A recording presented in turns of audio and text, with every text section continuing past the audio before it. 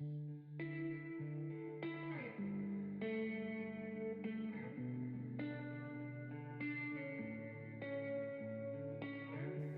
is a podcast by WellHouse Church, where personal spiritual growth is fueled through a variety of practices rather than a single prescriptive time of devotion, where we discuss different spiritual practices that help us be more present with God, others, and ourselves. What's up, practitioners? What's going on, everybody? So we're starting a new series. The title is still working as we're recording.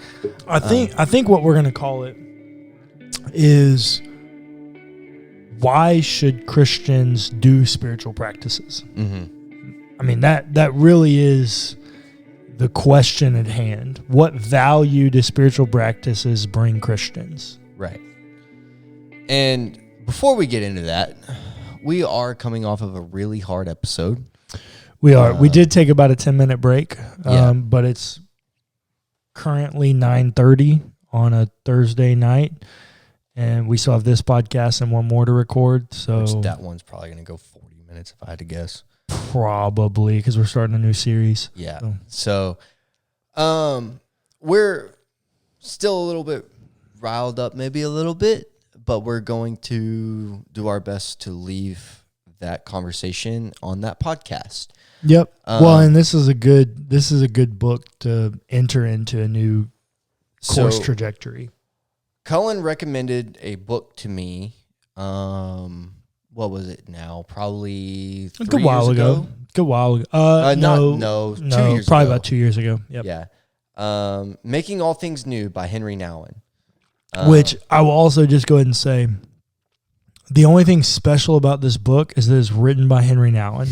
Literally, anything that Henri Nouwen writes, you should buy and read. I'm just convinced. Like, he is just one of the greatest thinkers of spiritual formation next to Dallas Willard. Like, you should just read it. And I will say, after having read it or read pieces of it and been through it, love this book. Mm-hmm. Henry's great. So largely what this series is going to be about is, because this whole podcast is about spiritual formation and about spiritual disciplines and practices. But we have never, ever talked about the necessity behind them and why. Yep. Henry kind of touches on that. And he starts his book talking about the dichotomy of how people are both filled and unfilled. Correct. Which is what is up there, the endless pursuit of hurry, or the relentless pursuit of hurry? The ruthless elimination of hurry by John Mark Comer. Yes. Which also is really just a second part to John Ortberg's book, Soul Keeping. That's really all it is. John Mark Comer is a disciple of John Ortberg, who's a disciple of Dallas Willard. John Ortberg wrote a book called Soul Keeping, in which largely all he does is repurpose a lot of Dallas's thoughts. The ruthless elimination of hurry is John Mark Comer's version of that to John Ortberg. And a lot of that is going to sound very familiar if you've read that. If you've read The Ruthless Elimination of Hurry, a lot of Making All Things New will sound very familiar. So his kind of opening statements here is, the spiritual life is not a life before, after, or beyond our everyday existence. No, the spiritual life can only be real when it is lived in the midst of the pains and joys of the here and now. Is that not the best and truest statement you've ever heard? Yeah. That's the already not yet element of theological restoration. Right. But what's so crazy is we come to this place, and Henry talks about it here. We often say, I'm not very happy. I'm not content with the way my life is going. I'm not really joyful or peaceful, but I just don't know how things can be different. And I guess I have to be realistic and accept my life as it is, which if that is not the most "it is what it is" statement that I've ever heard. You know, we kind of poo-poo on "it is what it is" statements, but they exist for a reason because there are things that are outside of our control. Sometimes there are things that are outside of our control, but your spiritual life is directly in your control. Preach, bro. That's why this podcast exists. Preach. I will be honest and very vulnerable here. Lots of times when my spiritual life has fallen, or every time, let me say it that way. Let's be completely real. Every time my spiritual life has fallen, it's because of my own fault. Because I wasn't disciplined enough to do the disciplines. They are called spiritual disciplines for a reason. They're not all easy. Now, we have done, in our series on the Enneagram on this podcast, we did upstream and downstream practices that naturally come easier to each Enneagram type. You go back and listen to that. I do think those are helpful because we need things that naturally attune themselves to our disposition. However, but they are also disciplined. Like they take discipline in order to do them. And also there are upstream practices too that are really beneficial to you as a spiritual being, but they're hard. They are hard. They go against the grain of who you are and how you've been raised. So what Henri says is beyond this "it is what it is" statement. Our first task is to dispel this vague, murky feeling of discontent and to look critically at how we're living our lives. And this is where Henri kind of gets into this ruthless, what is it? Ruthless elimination of hurry. Ruthless elimination of hurry. Because he then begins to talk about how we are both filled yet unfilled. And we're going to talk about the filled portion real quick. And he opens this section with one of the most obvious characteristics of our daily lives is that we are busy. Yes. Duh. Yeah. Look, society's busier now than it's ever been. Especially in America. I know this is not true for our Eastern listeners. But look, in America, I mean, the baseline is that you're going to work 40 hours a week. The expectation that you're going to work more. Yeah. Oh, dude. And this is actually hitting me. I'm reading this back and thinking about something that was said a couple weeks ago to me by one of my friends, and it's all kind of hitting at one point. So we always have to be busy, right? And being busy is some sort of a status symbol. And Henri talks about that here. But then he goes on to say, people expect us to be busy and to have many things on our minds. Our friends often say to us, "I guess you're busy as usual," and mean it as a compliment. Sometimes. That's where I kind of deviate from Henri here. Sometimes. Yeah. I had a friend the other day tell me, kind of as a joke, but also kind of serious.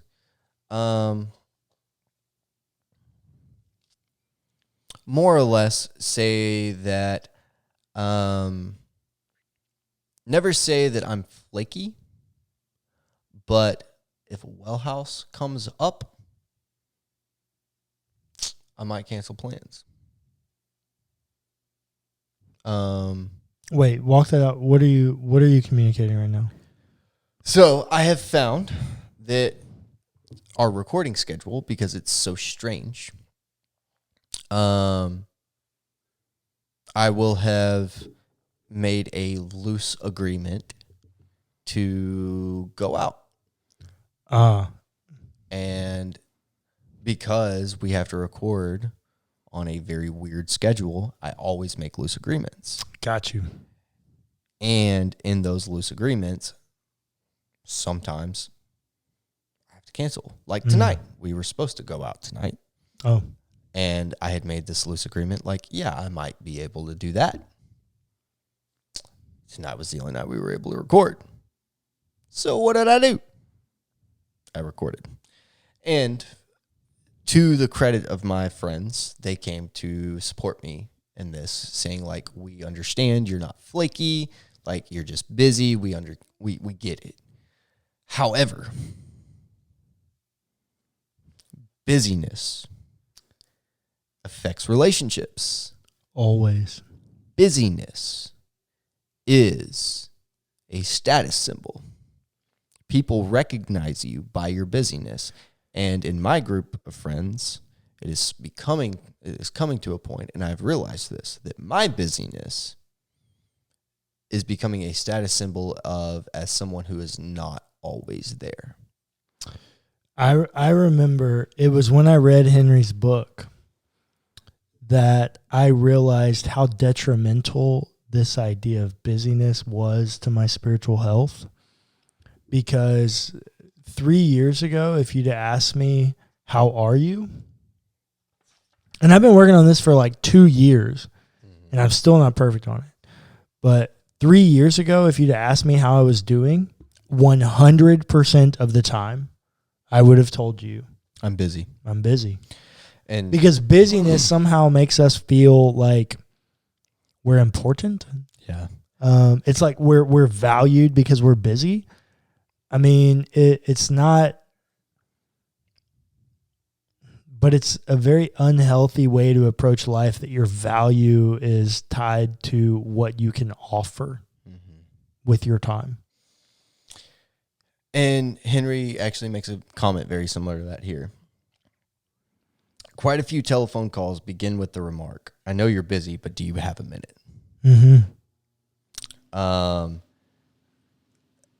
And God, I actually hate that I've done this. I'm seeing it now. But with a few of my friends, I have I've set the boundary in which I think I need to move. Text me before you call me. You tell your friends that? Sometimes, yeah. If there are people that I get phone calls from regularly, I will say, text me before you call me. Because I never know if I'm in a meeting, I'll never know if we're recording, or what have you. Nah, man, I'm the king of, if somebody calls me and I can't answer, I've got the messages where you just Preset. click it. Yeah. Hey, I'll call you back. Yeah. I should do that. They're easy to set. Like, you can go type your own custom message in. Like, I should do that. I don't know why I've never thought about that before. But lots of times, if I get a phone call, I feel obligated to take it. No. I don't. Well, that's very different from us. I don't have that. I don't have that feeling. Yeah. But that is also contributing to my busyness affecting my relationships. Well, that is the other thing that I will say, and this is something I've noticed. If somebody gets me on the phone, it's inevitable that phone conversation is going to take 15 minutes longer than it should. I do not like talking on the phone. I do it a lot. I don't like it. Right. I would much rather, but I tell you this, and anybody that works with me, like, hey, if you want to have a meeting with me, you need to ask yourself, Yeah. can this be solved in an email? Right. Like, no. Think I don't want to be busy. I just feel perpetually busy. If you need to meet with me, I'm happy to meet with you. But if you can do in a meeting what you can do in an email, send me an email, bro. Yeah. Like, so I send you emails all the time. I don't respond. And you never respond. It's because, like, okay, I have the information now. I'm done. we're good. Like, I'm not going to spend the time responding back. Yeah. Especially when I see you all the time. You're like, hey, did you get my email? Like, yeah, thanks. Yeah. I got the information. And we may have like a 3-minute conversation about it and it's done. Yeah, that's 90% of the emails that you send me. That's how they go. I don't ever respond. No. And you go, hey, did you get my email? Yeah, thanks. Yeah. Done. And it's all good. But yet, how long did it take you to send that email? 5 minutes most of the time? Maybe. But in a meeting, an actual sit-down meeting will take an hour. 30 minutes at best? Yeah. Yeah, no. Like, send me an email. Like, Yeah. my goal's not to be busy. I just constantly find myself being busy. And I'm like, how do I eliminate the busyness? It's through pointless meetings. Well, it's through things that draw down productivity. But that's neither here nor there, if I'm being honest. No, it's true. That's not. I mean, Henry's kind of going there, but not really. Sort of.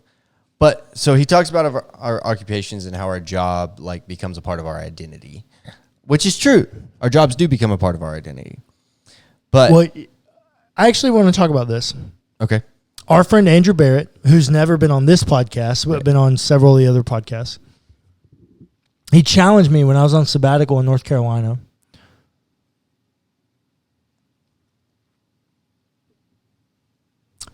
When somebody asks you what you do at WellHouse, your actual sentence construction, what do you say to them? I'm the creative arts director. I am is a statement of identity. Right. Do you want your identity tied to your job? No. Andrew Barrett, credit to my friend Andrew Barrett, has got me using the language I pastor at WellHouse Church. There's not a way to do that, though, for a creative arts director. Unless I just go into I hold the position of creative arts director at WellHouse Church. There are very few things that you should ascribe your identity to. Your job title is not one of them. And that's actually shown in Scripture quite a bit with all of Jesus' I am statements and God's immediate I am who I am. I'm a father. I'm a brother. I'm a son. Yeah. I'm a friend. The things that actually matter. My identity is not in my job. That's what creates our incessant need to be busy, is because we've put our identity in the thing that makes us busy. Stop it. Your identity is not being a VP of a company. Your identity is not being a manager, a salesman. Your identity is not in the thing that gives you a salary. Huh. So on that, moving through that, with that in mind, actually, that might be helpful. More enslaving than our occupations, however, are our preoccupations. To be preoccupied means to fill our time and place long before we are there. I'm the king of this. Same. Go ahead. I literally never. So this will just tell you, I feel so busy that the only way I can stay on top of my busyness is if I have an actual hard copy paper calendar, of which I spend so much time in every day. Yeah. I feel so busy that I can't even do like a digital calendar. Because of that, I plan crap out months. In advance. Months. He really does. In he advance. really does. Months in advance. And it's very frustrating for his brother when he wants to go for a drink with him and he's like, let me check my calendar. I already have meetings planned for January and February of 2022. Yeah. And Henri kind of talks about this, is the reason that happens is because we're always worried about the what ifs. Yep. It's anxiety that drives this. It is. This pursuit of being filled. And he ends up saying, Our individual as well as our communal lives are so deeply molded by our worries about tomorrow that today hardly can be experienced. And that'll preach. exactly. That's why I underlined it. Because like even tonight, I know we had to record. This is the only night that we could record this week. It's fine. I get it. But I'm giving up on living life to work. And it's one of those moments where I had to make a hard decision, right? We have to work tonight. I'm going to, but I'm giving up on living life to do it. I remember when this hit home for me. This hit home for me during COVID. When COVID first hit, I wasn't great at it ever, but I was significantly better at managing home, like work-life balance, when I had an office to go to where I could leave stuff at the office. Right. When COVID happened, that changed. Right. I worked exclusively from home, except when I was going up to the church that I worked at to film. And that is true for very many people. Yeah. Here's the problem. Like, everybody thinks, oh, working from home is great. Okay, fine. For some people, working from home is fantastic. I work from home now, majority of the time. It works. Here's the problem. I could never leave work at work. I would walk past my office and go, oh, it would spark something. I go, oh, I forgot to do this. It won't take me 5 minutes. I'd go in there, and my now ex-wife would come in there and go, hey, you realize you've been in here for 4 hours? Like, there was no switch to turn it off. Yeah. You must be able to turn it off. Like, you must be able to find balance and live life, experience life, leave work at work. That's not your identity. Your identity as a person works, but work is not your identity. So, listener, I want to leave you with this. Henri makes this comment in the last section of the filled section, which I guess we'll talk about the unfilled section next week. He says, the tragedy is that we are indeed caught in a web of false expectations and contrived needs. Our occupations and preoccupations fill our external and internal lives to the brim. They prevent us. They prevent the Spirit of God from breathing freely in us and thus renewing our lives. Our busyness is what fills us. But let me ask you the question. Is your busyness what you want to be filled with?